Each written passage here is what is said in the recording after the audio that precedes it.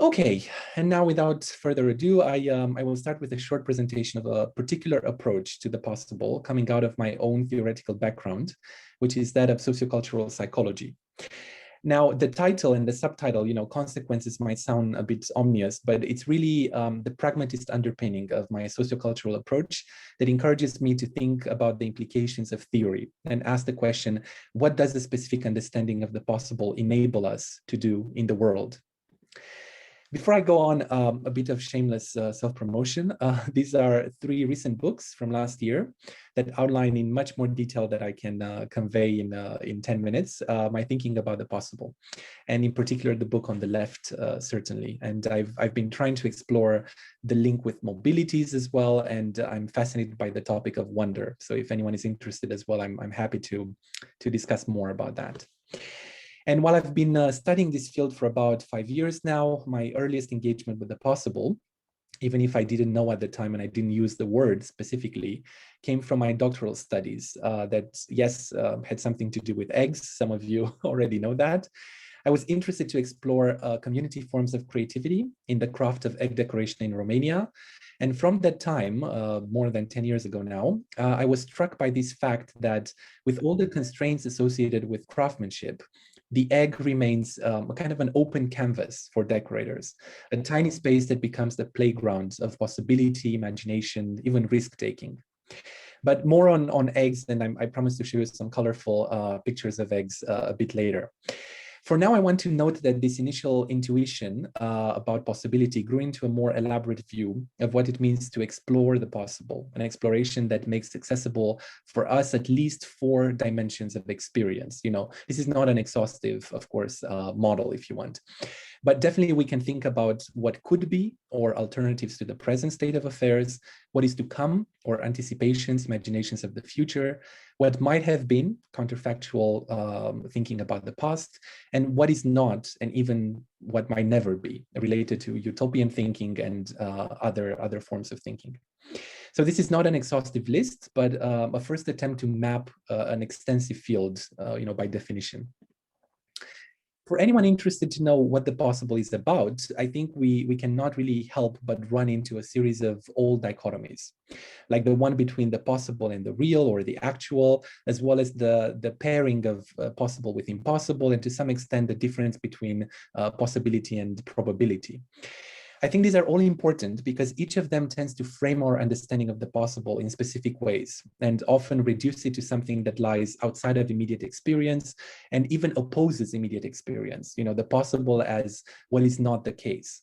And these dichotomies build, of course, on even older, more pervasive separations between self and other, mind and body, freedom or free will and constraints, past and future, emotion and reason, so on and so forth.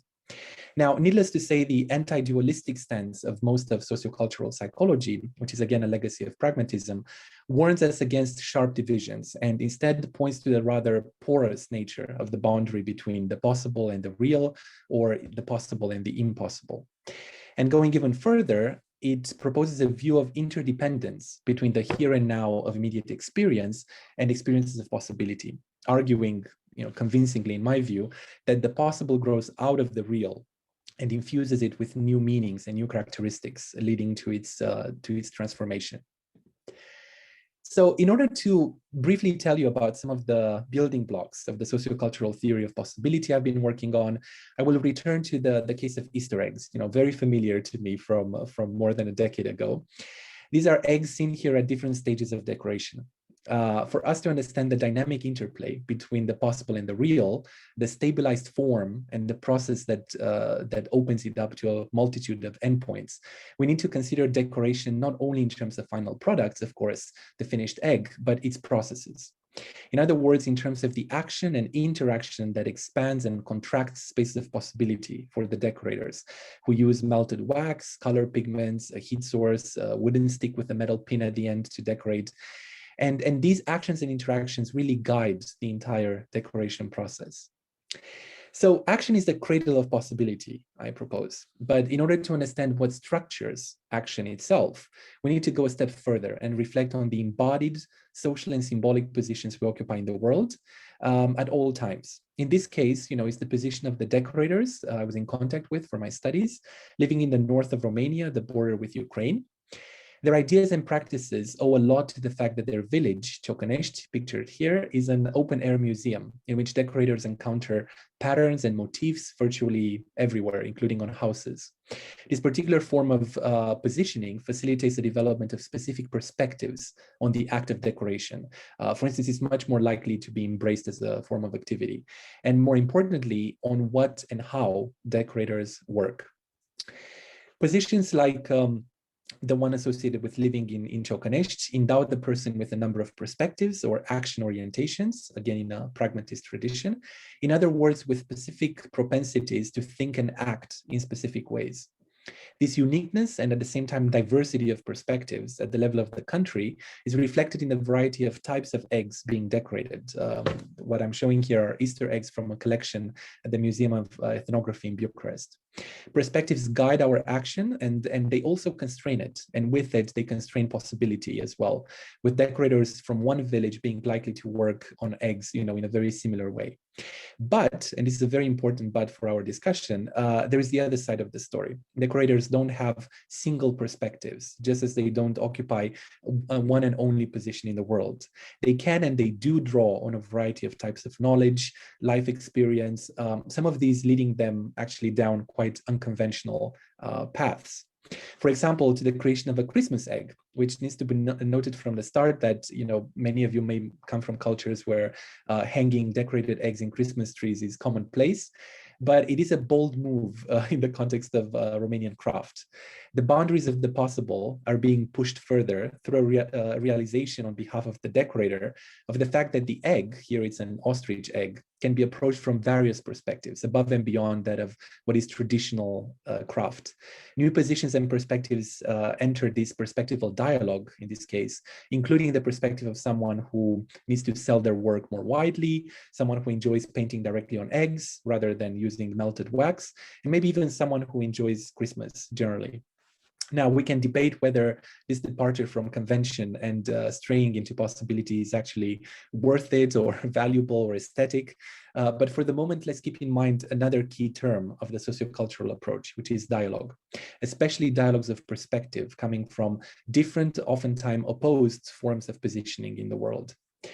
Such dialogues lead to novelty and actively expand the boundaries of what the craft is, as well as what can be done on an eggshell, more generally. So here's an example of a Chinese craftsman engaged in eggshell carving.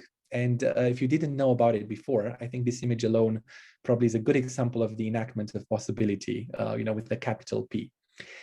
One can only guess, I think, what this practice, when discovered by Romanian Easter egg decorators, might prompt as part of an enriched dialogue of perspectives and their associated positions. So, in an eggshell, if I'm allowed the pun, the sociocultural account of the possible that I'm proposing sees it as an emerging, category within and transforming our experience of the here and now, whenever multiple perspectives that originate from various positions we occupy in the world and actions we engage in are placed in dialogue with each other, leading to the emergence of novel understandings, actions, and ways of being. So this is a summary with a kind of boldened key notions for me, at least in my thinking, and multiplicity is definitely at the heart of it. So just before ending, what does it mean to think like this instead of upholding simpler views that say, the possible is everything that is not real or actual? Well, for one, we discover that awareness of new possibilities is conditional on the existence of multiple perspectives. Without this kind of pluralism, in the end, there is no emergence, there is no possibility. Second, being aware of what could be possible is different than actively exploring possibilities, which once more depends on actions with objects and interactions with other people. Romanian Easter egg decorators and Chinese craftsmen alike, can never fully know in advance what exactly they will do on the egg or how the egg will look like in the end. There is to a great extent, a consequence of this continuous moment-to-moment engagement with the possible that requires difference, and it also requires a dialogical space in which differences are recognized and acted upon. So cultivating such processes calls for a unique form of education that I've been calling Pedagogies of the Possible, a topic I currently work with with a colleague, Ron Baguetto, who's going to talk later on, actually, which is a practice that moves away from an education fundamentally focused on the transmission of old knowledge and aims instead at fostering the diversity that makes possibility likely, and basically that keeps it open to multiple and unknown futures.